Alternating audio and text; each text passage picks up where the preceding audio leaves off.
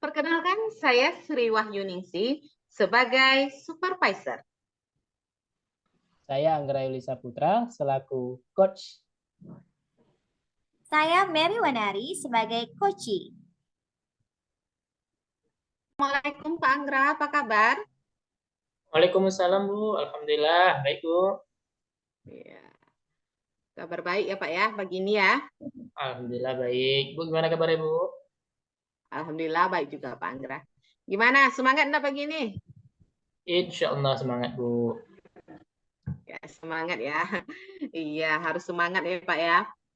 Hmm. Oke, gimana Pak, sesuai pertemuan kita beberapa waktu lalu, Bapak mau akan mengadakan coaching gitu ya?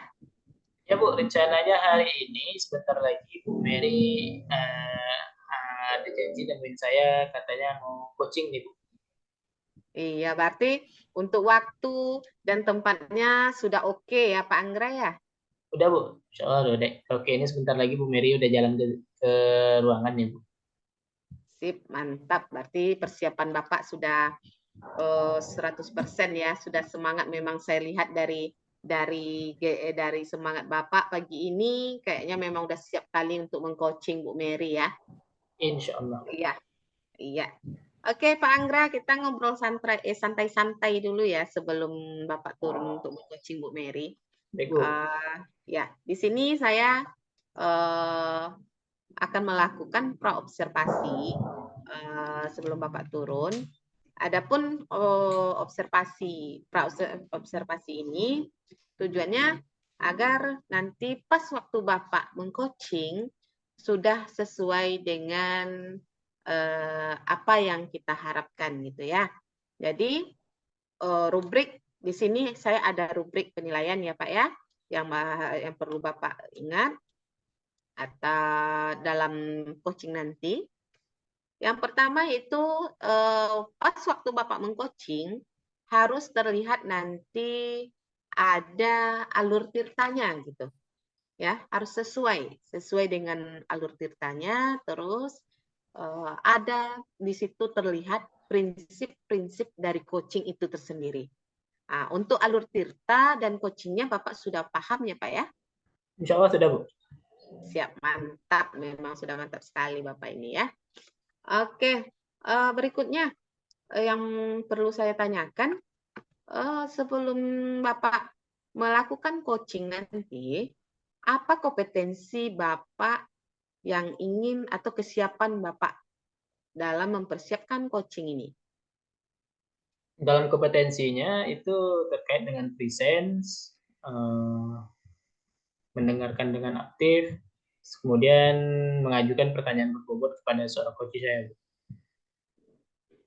Oke, berarti memang prinsip-prinsip dari coaching itu sendiri memang sudah Pak siapkan ya Pak ya, Ya, Bu. kompetensinya ya Pak ya. Oke, bagus. Nah, dari kompetensi atau prinsip-prinsip coaching tadi, apa yang ingin Bapak kembangkan dari empat ya Pak ya? Dari Iya. tiga Bu, itu yang Oke. ingin saya kembangkan yang pertama terkait dengan presence, Hmm. dimana saya hadir ketika proses coaching berlangsung dan mendengarkan seorang coach saya ketika berbicara sampai untuk mengajukan pertanyaan berbobot pada seorang coach saya, Bu. Oke, berarti Bapak sudah mengembangkan ya ke prinsip-prinsip coaching tadi ya Pak ya. Ya, Bu. Nah, dari ketiga prinsip tersebut, bagian mana yang ingin saya fokuskan terhadap penilaian nanti? Kalau untuk Bapak fokus menginginkan saya, penilaiannya mungkin lebih kepada mengajukan pertanyaan yang berbobot. Tapi kalau untuk keseluruhannya saya juga minta nilai dalam kegiatan dalam kompetensi presence dan mendengarkan dengan aktif ya juga. Karena saya terkadang tidak terlalu mendengarkan dengan aktif ketika ada permasalahan coach saya. Oke, berarti memang ya prinsip-prinsip dari coaching itu sendiri berarti harus lebih fokus ke semuanya, berarti tidak ada ingin ditonjolkan dari salah satu itu ya Pak ya. Benar Bu. Oke, boleh. Eh, ada enggak harapan Bapak nanti? Apa harapan Bapak untuk mengcoaching dalam coaching nanti? Proses coaching Eh, nanti. yang saya harapkan mungkin lebih kepada hasil akhirnya, Bu ya. Bagaimana pertanyaan yang saya berikan bisa memancing dari seorang coach untuk mengembangkan ide-idenya. Kemudian coach saya juga dapat merencanakan sesuatu hal yang sesuai dengan permasalahan yang akan dia sampaikan nanti. Iya, memang mantap Bapak ya. Memang saya lihat kesiapannya sudah betul-betul, istilahnya tekadnya sudah bulat betul, untuk semangat sudah 100%. Saya lihat memang udah siap betul untuk turun ini. Mantap Insya Allah. seperti ini Pak. Oke, saya rasa cukup untuk praobservasinya. Saya berharap nanti pas waktu proses coaching nanti dapat berjalan dengan baik, lancar sesuai dengan harapan Bapak ya. Nanti saya akan menunggu jam atau waktu yang tepat yang sesuai telah Bapak rencanakan. Oke, sekian ya Pak Anggra. Ya, Bu. Assalamualaikum Pak Anggra. Waalaikumsalam.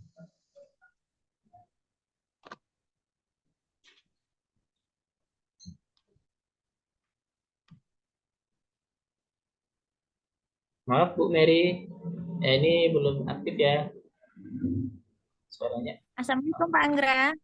Waalaikumsalam Bu.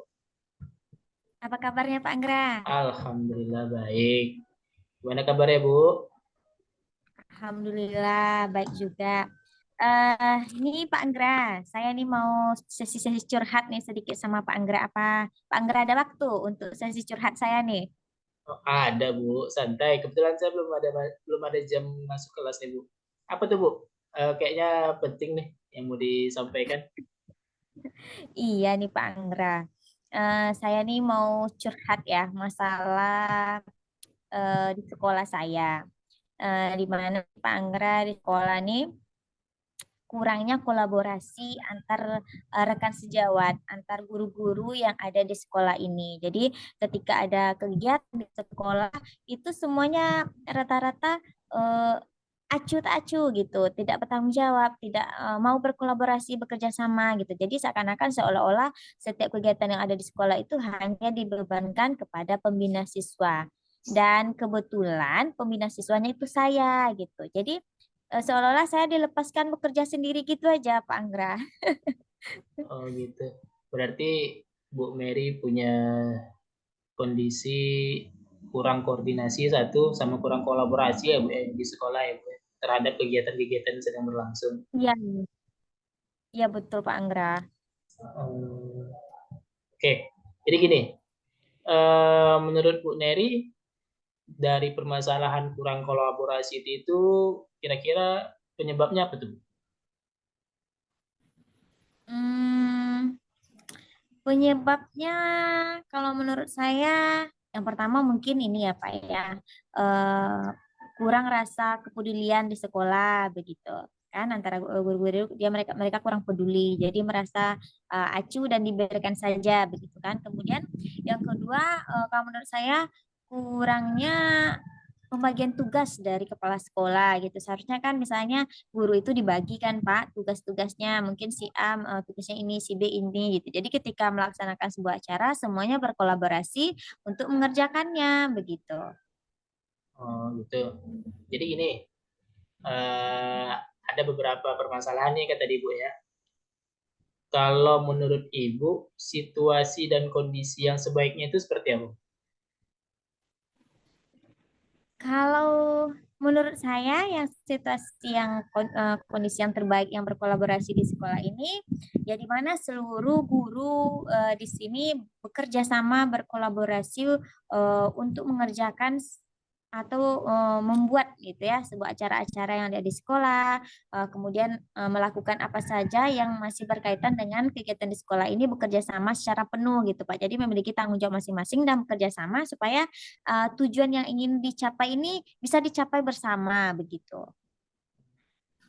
Yang Ibu inginkan berarti sifatnya adalah kolaborasi agar kegiatannya bisa maksimal. Itulah intinya Bu ya.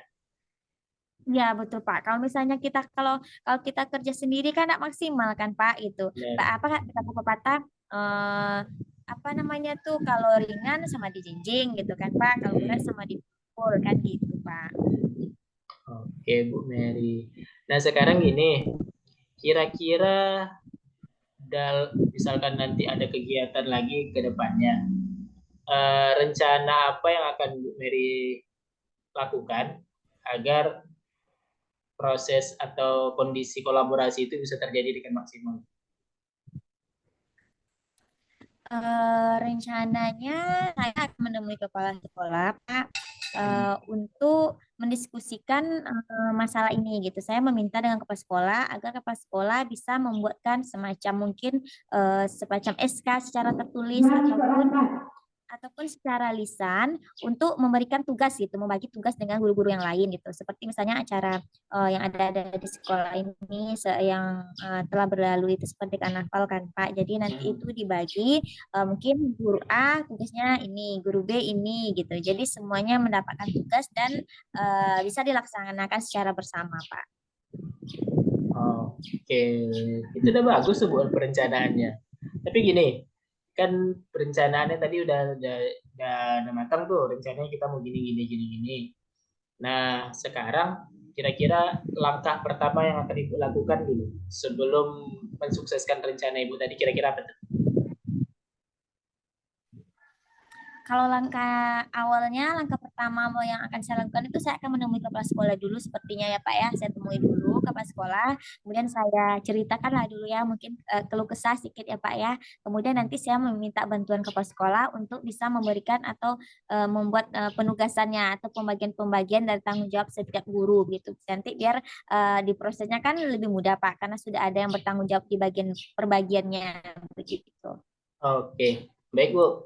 Nah, berarti udah ada nih perencanaannya, langkah-langkahnya udah Ibu susun, dan saya dengar itu sangat bagus sekali itu Bu untuk pengembangan kolaborasi di dalam sekolah, khususnya untuk rekan sama guru kan Bu.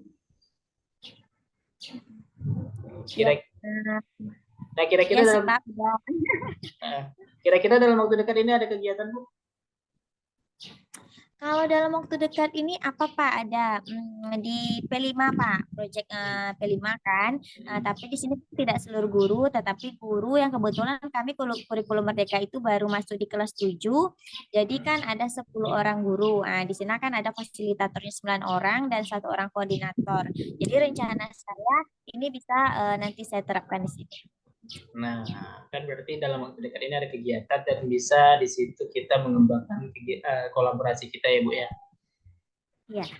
Nah, kira-kira nanti itu gimana tuh Bu? Apakah nanti kita tengok kondisinya atau seperti apa setelah kegiatan itu kita tinjau ulang dari kolaborasi kawan-kawan itu seperti apa gitu. Eh, Iya Pak, gini saya kan ini kan sudah bertemu dengan Pak Anggra kan, sudah merasa lega gitu ya, sudah dapat kira-kira nanti apa yang akan saya lakukan gitu. Kemudian nanti ini kan sudah dimasuki bulan ini juga nih Pak, rencananya kegiatan ini akan dilaksanakan. Nanti saya mau mau sesi curhat lagi dengan Pak Anggra, mau cerita lagi nanti bagaimana yang sudah saya lakukan. Mungkin bisa lagi Pak Anggra memberikan masukan-masukan supaya ini bisa berjalan gitu. Oke Bu, itu yang saya tunggu. Biar kita dapat nih, kira-kira dari hasil dari permasalahan kita di awal ada enggak before afternya setelah kita coaching ini kan Bu. Ya Pak, betul Pak. Oke Bu. Oke, baik Pak. Terima kasih banyak sekali atas sesi curhatnya pada kesempatan ini ya. Saya sudah mulai tercerahkan ini, sudah dapat ide-ide apa-apa yang akan saya kerjakan. Terima kasih banyak sekali lagi untuk Pak Anggra yang sudah meluangkan waktunya untuk saya. Iya Bu, sama-sama. Semoga lancar ya Bu ya kegiatan Oh iya Pak, kegiatan terima berikutnya. kasih Pak. Tetap semangat Bu. Ya oke Pak, semangat Pak. Iya Bu. Terima kasih ya, Pak. Iya Bu. Ya, Assalamualaikum. Waalaikumsalam.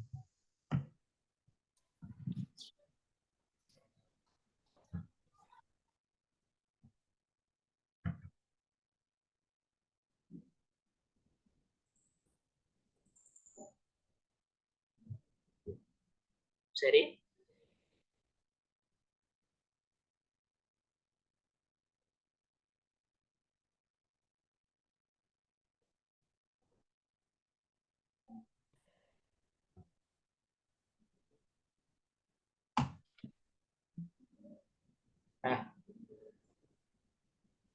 Assalamualaikum Pak Anggra. Waalaikumsalam, Bu. Nah, gimana nih Pak perasaannya setelah observasi? Setelah coaching tadi, alhamdulillah, Bu. Ya, setidaknya bisa membantu. Ya, memang ada juga lah, Bu. Karena ini mungkin kali pertama ya saya ada kegiatan coaching sama rekan sejawat, Bu. Iya, Mas. Ada deg-degannya gitu ya Pak ya? Benar, Bu. Iya, nggak apa-apa namanya pertama ya Pak ya. Oke Pak Anggra, sesuai apa alur supervisi, di sini ada pascanya ya penilaiannya ya Pak ya. Ya, Bu. Terkait coaching yang Bapak lakukan, ada beberapa yang perlu saya sampaikan terhadap proses coaching Bapak tadi. Yang pertama, perasaan Bapak, bagaimana perasaan Bapak pada saat melakukan coaching terhadap Bu Mary tadi?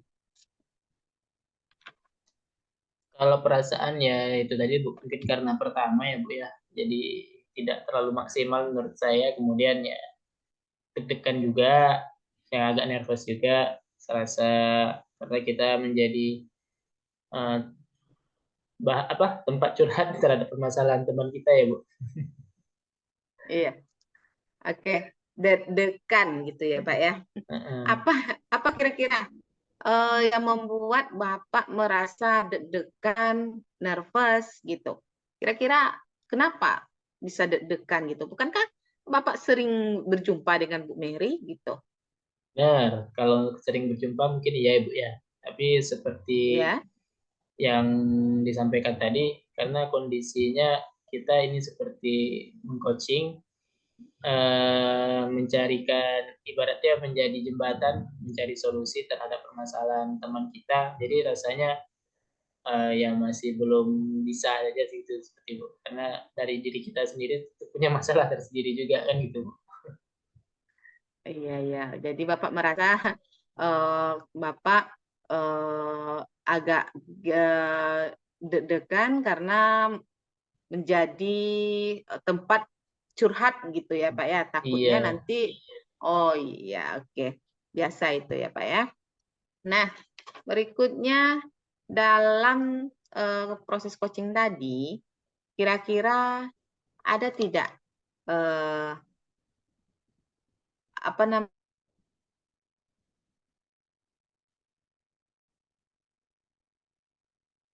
kira waktu Bapak melakukan coaching tadi, ada tidak perbaikan, kira-kira perbaikan yang harus untuk ditingkatkan lagi? Gitu. Khususnya di present ya, Bu ya, belum terlalu maksimal bagi saya. Selanjutnya dari segi memberikan pertanyaan yang berbobot kepada coach saya tadi, Bu Mary, saya sepertinya kurang memancing atau memaksimalkan potensi daripada coach saya, Bu. Oke, iya. Berarti ketiga prinsip dari coaching itu sendiri Bapak merasa Bapak kurang gitu ya Pak ya? Masih belum maksimal, Bu. Masih Iya, kurang. masih belum maksimal. Ya, dari ketiga itu ada nggak dari ketiga prinsip coaching tadi ada tidak Bapak itu hal yang paling sulit dari ketiganya mana gitu? Ada nggak? Dari segi memberikan pertanyaan sih, Bu. Karena dari Oh. pertanyaan tersebut kan nanti bisa seorang coach mengembangkan apa yang akan dilaksanakan berikutnya. Jadi Bapak merasa masih kurang gitu ya. Jadi kenapa sehingga Bapak merasa penilaian Bapak atau respon Bapak terhadap coach Bapak itu masih kurang gitu ya. Nah, berikutnya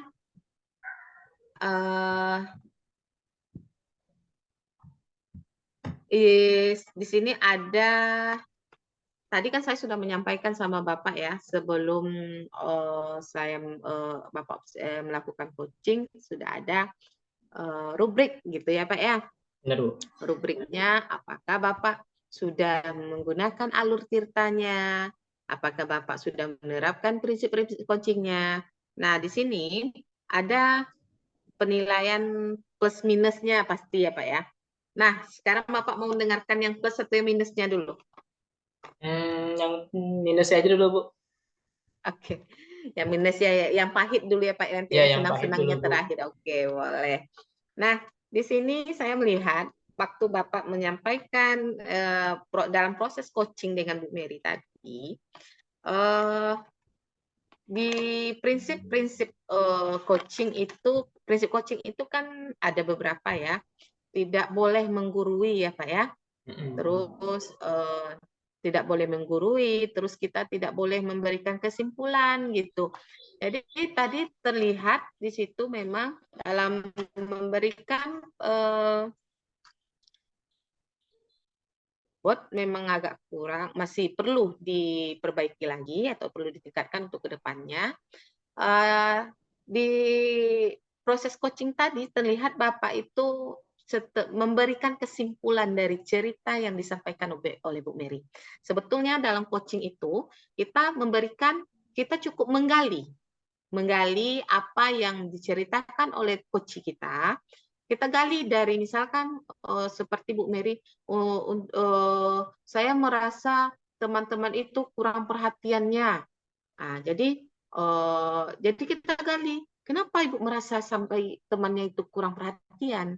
Nanti dijawab lagi. Jadi setelah dia bercerita kita gali-gali. Biarkan dia membuat kesimpulannya sehingga tadi saya menangkap Bapak menyampaikan, oh iya ya Bu, seharusnya kan teman-teman Ibu tuh ikut aktif. Jadi jangan ada seperti itu gitu ya Pak ya. Jadi biarkan Bu Mary sendiri menyimpulkan keinginannya seperti itu. Saya ingin teman-teman saya itu ikut aktif. Saya ingin kepala sekolah saya itu. Jadi seperti itu. Jadi jangan sampai menyimpulkan. Kita cukup menggali gitu. Nah, itu yang dari sisi minusnya ya Pak ya. Untuk positifnya, di sini lebih banyak positifnya Pak. Jadi pas waktu Bapak menyampaikan komunikasi yang Bapak lakukan sama Bu Mary itu sudah bagus, Bapak terlihat santai, Bu Mary-nya tuh lepaslah istilahnya bercerita tanpa rasa ada perlu takut-takut, dari mimik wajah kalian berdua itu sudah terlihat gitu ya. Terus pertanyaan yang diberikan sebetulnya sudah cukup mengarah pada pertanyaan-pertanyaan yang berbobot. Nah, terus perhatian Bapak juga sudah oke, sudah mantap. Bapak dalam mendengarkan Bu Mary bercerita, sudah fokus sama coachingnya, mata Bapak sekali melihat mata Bu Mary, terus Bapak memberikan reaksi anggukan, atau cuma sekedar ya, oke gitu. Udah itu sudah oke sekali, sudah mantap. Jadi untuk kedepannya kalau seandainya ada lagi coach ini atau Bapak ingin turun lagi mengcoaching, saya siap untuk menemani Bapak. Tinggal Bapak hubungi saya kapanpun kata Bapak untuk mau turun, saya siap. Oke Pak Anggra, sukses selalu untuk Pak Anggra. Semoga kedepannya lebih berjalan dengan baik. Tetap semangat tentunya ya Pak Anggra ya. Amin. Terima kasih Bu. Iya, lebih dan kurang saya mohon maaf ya Bapak ya. Sampai berjumpa di lain waktu. Assalamualaikum Pak Anggra. Waalaikumsalam.